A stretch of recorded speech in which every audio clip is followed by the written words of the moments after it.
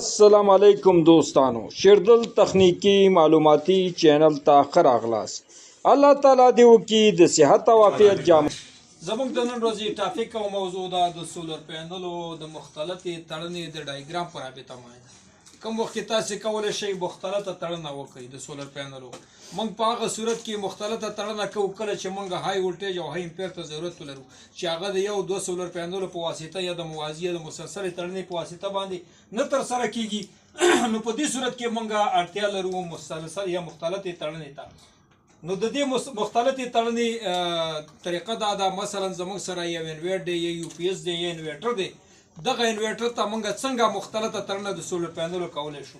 زموږ سره مثلا تاسو سره یا زموږ سره یو 12 کیلو واټه دغه انویټر دی چې دا انویټر د دې نیم ډیټیل باندې دغه نمبر لیکل شوی دی. اول به تاسو د انویټر او د دغه نیم سټیکر وګورئ، د دغه لیبل به وګورئ چې د کوم سیستم باندې په دې باندې سولر پینل دې ته نصب او کنیکشن کیږي. مثلا تاسو سره دغه وینئ انویټر دلته موږ انویټر دا کړی چې زموږ سره مطلب 12 کیلو واټه یو انویټر دی او د دې ولټ دی 400 ولټ او د دې امپیر دی 10 امپیر او د دې هرتز فریکانسي ده 50. نو د دې لپاره موږ څنګه کولی شو 2.5 واټه یا 3.5 واټه یا 5.5 واټه یا 4.5 واټه سولر پینل په مسلسله یا په مختلفه تړنه مطلب هغه نصب او کنیکشن کو. نو مختلفه تړنه تاسو په دغه وایټ بورډ باندې وینئ چې دلته موږ د ډایګرام دا رسم کړی دی. زموږ سره کچيري دغه یو انویټر وي چې دا 12 کیلو واټه دی او د دې ولټ 400 ولټ او د دې امپیر 10 وي. نو موږ به چې د سولر پینلو ولټ معلومو. دې ته عموما چې کوم سولر پینل نصب کیږي هغه به د های سیز والی، یعنی هغه به د بیگ سیز والی، هغه به د غټ سیز والی وړي موږ دې ته نه نصب کوو. یا به ورته 40 ولټ نصب کوو، یا به ورته مطلب 14 دغه غټ سیز واغې ته نصب کیږي. او یو لیبل یو کارخانه او یو لیول چې کوم دی هغه ورته سولر پینل به ورته نصب کوي. دلته د سیده چې دلته موږ اول به تاسو دا سولر پینلو چې کوم دغه سټرینګونه دي دا ورته برابروي. اول به تاسو دې ته ولټ برابروي. مطلب دلته زمونږ ولټ سورې د انویټر ولټ چې دی دلته 400 ورکړی. نو موږ به د دې سولر پینل ولټ ګورو. اول به سولر پینل ګورو چې د یو سولر پینل ولټ څو دی، 10 دی 40 دی 100 دی. مطلب زمونږ د یو سولر پینل ولټ چې دی هغه 40 ولټه دی.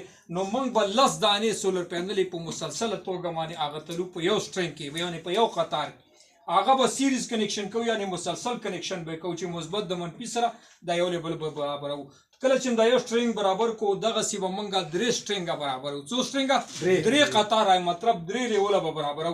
کله چې دغه 3 واره لیول په سیریز باندې برابر شي د دې نه وروسته موږ ته امپیر د یو دغه سټرینګ چې راځي ولټ مطلب او د دې څو راغی 400 راغی او د دې امپیر چې دی 10 راغی. مطلب د یو سولر پینل امپیر چې دی هغه 10 دی او ولټ دی 40. نو کله چې موږ دغه 10 ساده د سولر پینل مسلسل کوو نو دلته زموږ سره د دې های ولټیج چې دی هغه راځي 400 ولټ او د دې امپیر چې د یو سولر مطابق امپیر پاتې کیږي 10 امپیر لرو.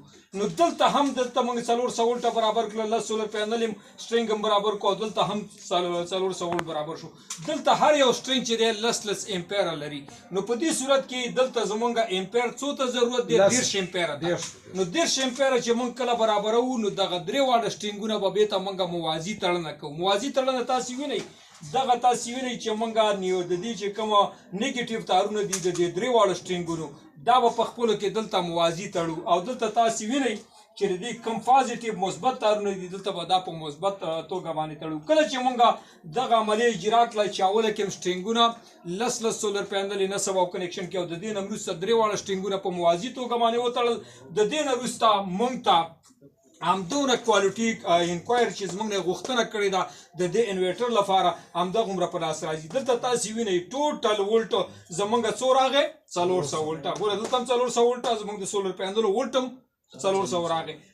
دلته زموږ نه غوښتنه کړې ده چې تاسو 10 امپیر برابر کړئ. نو 10 امپیر چې دی د یو یو سټرنګ لوډ دی نو موږ درې واړه دلته بېرته موازي کړل نو زموږ امپیر څو راغی ام 10 راغی نو کله چې دلته زموږ امپیر 10 راغی او زموږ ولټو دا 400 راغی نو موږ ولټ چې دی د ډي سي فارمول دا دی د اوم د قانون له مخې چې ولټو ضرب امپیر نو زموږ ټوټل واټ چې څومره د انورټ واټ د مطلب 12 کیلو واټ نو دلته زموږ واټ راغی مساوي کیږي دغه ولټ چې د 400 ضربو په 10 امپیر کې نه زموږ 2000 واټ مطلب را 2000 واټ چې رال د چې کیلو واټ تاړو نو 2000 واټ دا په 0 باندې تقسیمو نو دلته زموږ 12 کیلو واټ د انورټ مطابق موږ د سولر سیستم یا سولر سیټ اپ چې دا ورته برابر نو په دې طریقې سره تاسو کولای شئ هر قسم انورټ ته اوله کې د نیم ډیټیل سټیکر وګورئ او د هغې مطابق ورته ولټ او امپیر دواړه برابر کړئ دا په هغه صورت کې برابریږي کله چې تاسو مختلطه تړنه دي ته وکړئ